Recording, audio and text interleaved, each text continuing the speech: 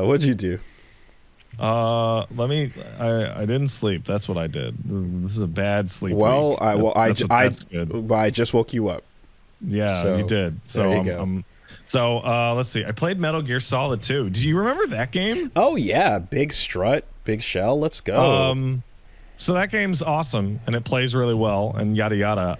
But after playing a bunch of them in a row, man, the big shell looks just like Zanzibar Land. Like the interiors of the big shell look just like building 2 and 3 of Zanzibar Land. Okay. It's really crazy. Like it's actually more like despite the fact that MGS2 is explicitly internally referential to Metal Gear, it is also wildly externally referential to other older Metal Gears.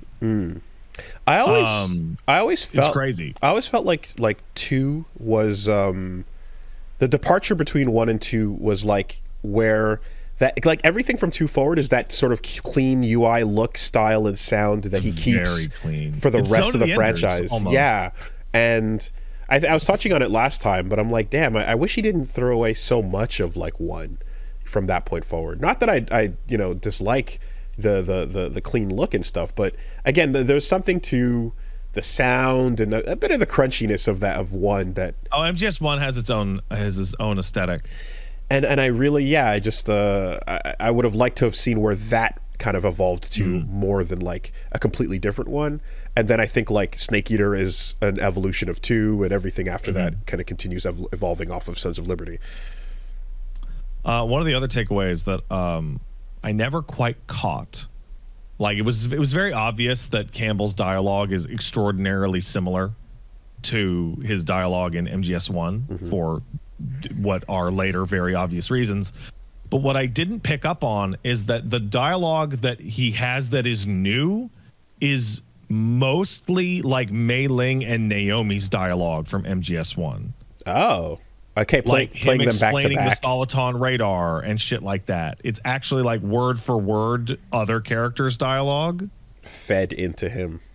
Interesting. and other new bits, like genuinely new sentence structures sound, and this is probably like an accident, but it sounds like Chat GPT is reading it out. Interesting. Okay. Like there is a certain like stilted unnaturalness to the sentence progression that just like, now that we're all used to Microsoft Sam and TikTok voice and all that shit, it's so clear. It's incredibly clear. I don't really that it is a fake person. I don't remember, but are there heartfelt moments with him at all, or are they all? They're all with Rose, right? All with Rose. Yeah. Okay. Because I feel like in 1, each character you spoke to had their like heart-to-heart moment with you. Yeah. Even Miller, Yeah, even Miller, which is crazy. Yeah. But like I'm not remembering anything with Campbell in 2 up front. No. And like even the famous like I need scissors 61, like it did like that just seemed like a bunch of random bullshit. Except I'm now realizing that is a line that Snake says from the briefing in MGS1 where he asks Campbell if he needs scissors to cut his hair so he doesn't get confused. Yes, yeah. It's like it's all just like fed into a bad robot. When he's got the long white hair. Right. God, I remember I just flashed back to seeing Raiden with the long white hair, and then who like my friends or whoever I was talking to at the time being like, what is with that look? And I'm like, motherfucker, go back to the briefing where you see they find Snake in Alaska, and then they actually have to like dye his hair and cut it for him to look the way we recognize him now. Okay, cool. Yeah. Hey, guess what? MGS2 is really great. Though playing them all these back to back, I am now playing the same game the 4th time in a row. It is astonishing how like the ask for, hey, let's remake Metal Gear 1 or Metal Gear 2 or Metal Gear Solid 1 is absurd, because all of them are remakes of each other. And like MGS2 is even an in-universe remake of MGS1. Foxhound's still the coolest, right? Dead Cell. The problem I have with Dead Cell is that they look and sound lame. Their actual like kit is awesome, but like Vamp's design in 2 just sucks. It's all Dead Cell, man. Sorry, it's all Foxhound. Oh yeah, Foxhound's way better. Foxhound rules. And like, I'm like Kojumbo agrees with you, which is why Psycho Mantis and Revolver Ocelot like continue on forever. Yeah, Yell Dead Cell is great, but like Yell Dead Cell is awesome, but Yell Dead Cell almost makes you forget how lame Vamp's coat looks. But when you have to take a picture of the squad, you know, it's that Foxhound shot of all of it. It's like it's too good. I think we can all agree collectively together that the B&Bs are the absolute worst. Just complete dog shit. Just awful. Yeah, by virtue of the fact that I can't fully remember naming all of them. They can't talk. Yeah, there's no person there. It's just a story that Drebin drops after the fact. Yeah, it's like this lady was hot, but she was very sad. Okay. I mean, at least goddamn the Pain shot fucking bees at you.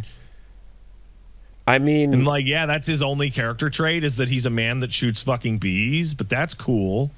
In the base games, how are the groups? They're fucking terrible. They're fucking super dog shit. There's Ultra Box, who's the 4 guys who attack you in the goddamn the fucking elevator. There's shit like Black Ninja and Machine Gun Kid and Dirty Duck. Like they are straight trash. They are god awful. There's a guy named Running Man, and his fucking ability is that he keeps running. Like, there's also a lot of like the more just like soldier and machine and tank and object bosses, right? So, and like some of them are also remade in later games.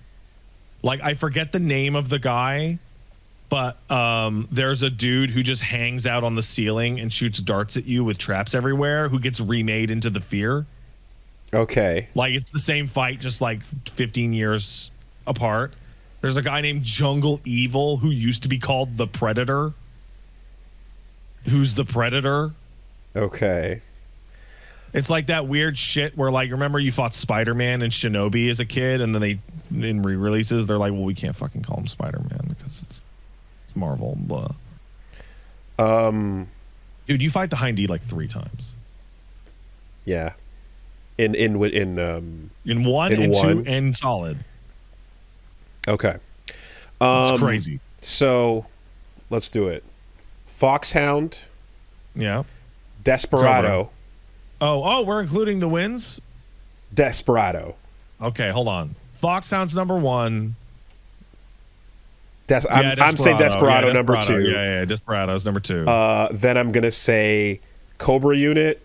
Cobra, yeah. Then I'm going to say Black Chamber. Who the fuck are they? Ghost Babel. Okay, I don't know those guys. I'm going to say Ghost Babel, Black Chamber. Yeah, okay. Then I'm going to say Dead Cell. Yeah. Yeah. And then I'm going to say the Skulls unit, and then I'm going to say the B&B. Okay, I'll take that. Cuz at least when the Skull unit appears, it's exciting. Whereas like 2 of the 4 B&Bs show up and you're like, ugh. Yeah. No. Because like the Skulls intro is like a holy shit moment. You know, that's a proper like what the fuck. Okay. And yeah, I mean, we want to go into pops and fucking. No, we don't want to go into poops. We don't want to talk about Hot Cold Man. Okay, all right. So the only thing we need to talk about from Peace Walker is that Boss canonically fought and beat Arathalos. As a fake AI walker. No, the real thing. Straight up, he used Mountain Dew and Doritos to get enough health, and then he beat up Arathalos with a gun. Okay. And you know what? I haven't played the Acid games, so I can't really talk about the Acid characters. Yeah. But that didn't happen, or did it, or didn't it? I don't know, but that's my list, and I'm sticking to it. But yeah, no, he fought like a real Rathalos. He also fought a organic Metal Gear Rex, like a flesh Rex. Right. So wait. So then, Palicos are real and exist. Yeah, that's right. Yeah. Okay. Oh, so are the Ape Escape monkeys. That's real. That's what monkeys look like. Oh God, Flesh Rex. Have I even seen this? But yeah, hold on. Metal Gear Rex Peace Walker. It looks like fucking horrible, dude. It's gross. Do you Here, look, I get a screenshot for you. Just hunt give it me for 1 second. parts? Gear Rex. I see it. I see it. Yeah. You Oh see it? my God, that's so so great, isn't it? weird. That's so weird. It's a monster and it's a Metal Gear. Oh. But you know what's funny about that? It makes like Otacon like a massive fucking hack. You just looked at this creature and You then just ripped found it this off. like drawing of an old dinosaur, and then you were like, "I'm gonna do that." But also, the name Rex doesn't imply like it's Tyrannosaurus Rex is what Rex means king. It does, but when you first heard Rex, you assumed it was, in reference to the T-Rex. Because it screams like a fucking dinosaur when you shoot it. And it turns out, no, there's an actual nuclear dragon. Can we normalize big robots screaming like they're actually animals? I mean, to be fair, I think that's pretty cool. Yes, and it adds an extra level of freakiness to not only when Rex is getting is destroyed, but when the rays are like being like lizard-like and sneaking around. You're like, those fucking sneaky monster rays are going as they're dying. You're like, and yes, because Ed 209 also died in that horrible fashion. That's true. Fucking Ed 209. And I want to say Ed 209 classic. put the fear in all of us with his horrible frame rate existence.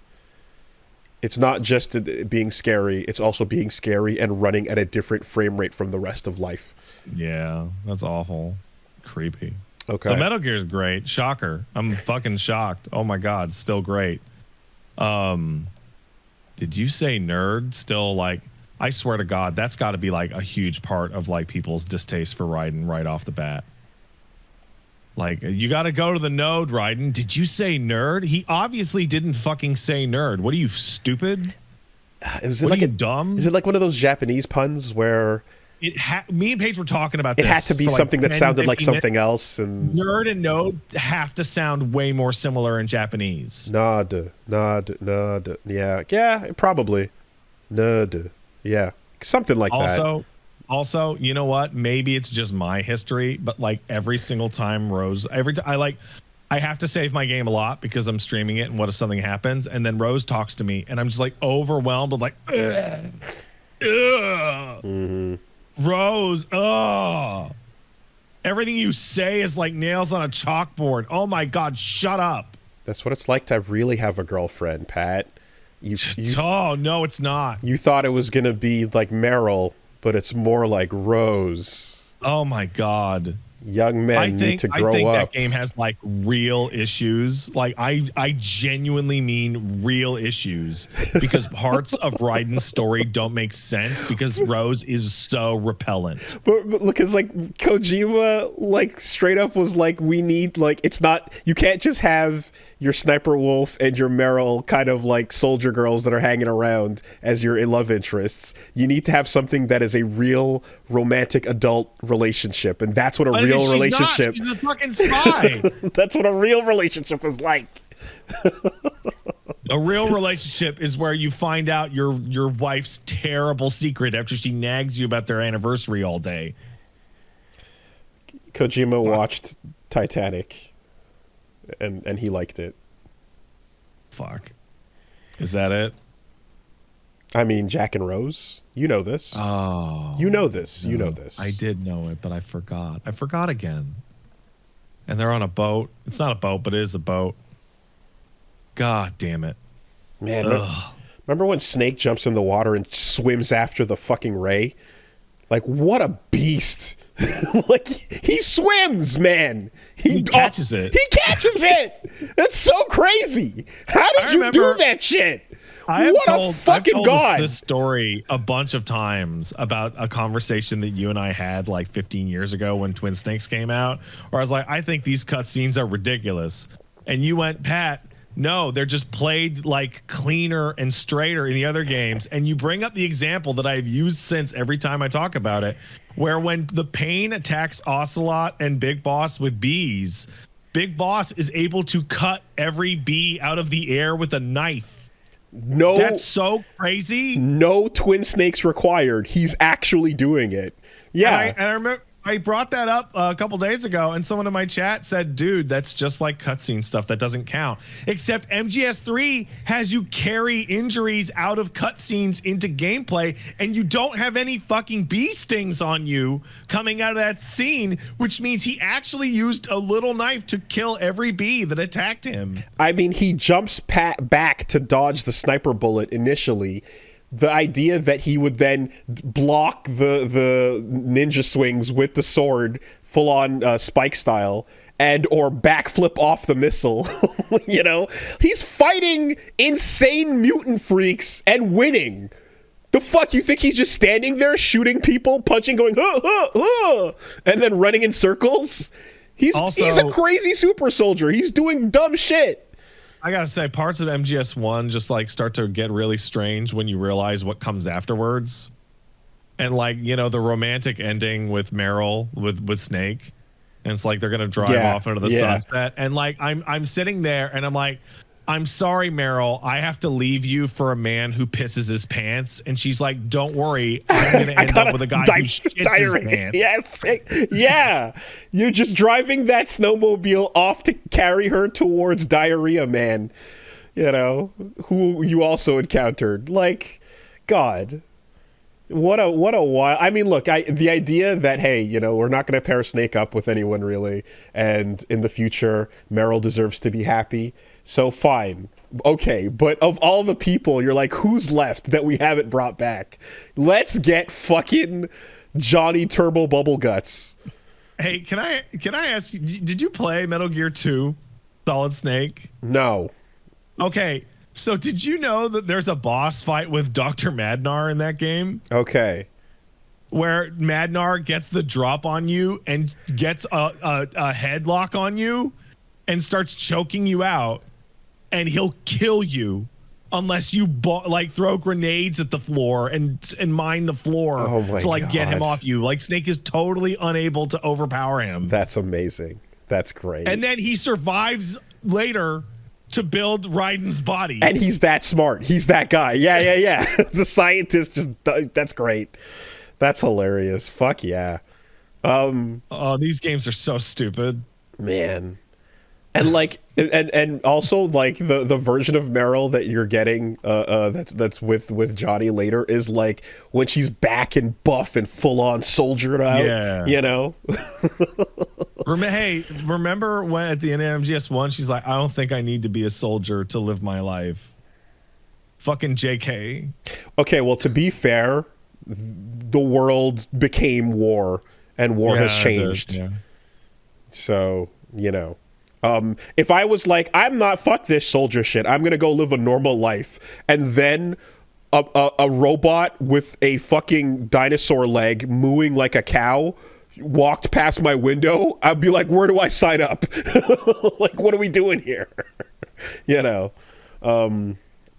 Anyway, cool. I also put together one little thing. It's from MGS1, but whatever. So Metal Gear has like a lot of characters that are incredibly similar to one another for thematic purposes. Like there are multiple like older black bald men voiced by Greg Eagles, like in particular the DARPA chief and Peter Stillman in MGS2. They're voiced by the same guy. He's doing the same voice. Okay. And he's fulfilling the exact same role. But one that I did not pick. Stop saying the diaper chief. Am I pronouncing that? Kojima wanted a Murtaugh in the game. But the one that didn't jump out to me until somebody pointed out in chat is that the president of Arms Tech, Kenneth Baker, looks and talks a lot like Sundowner. Does he?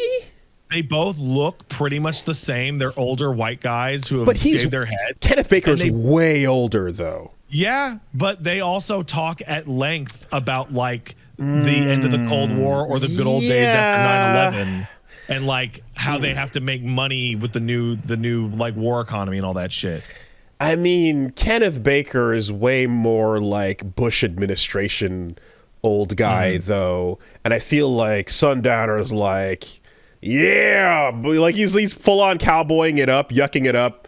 You know, the accent's stronger. He's clearly much more southern and raw. I don't know. Thought I'd ever see a fucking character ever say the good old days after 9/11 until I played Revengeance.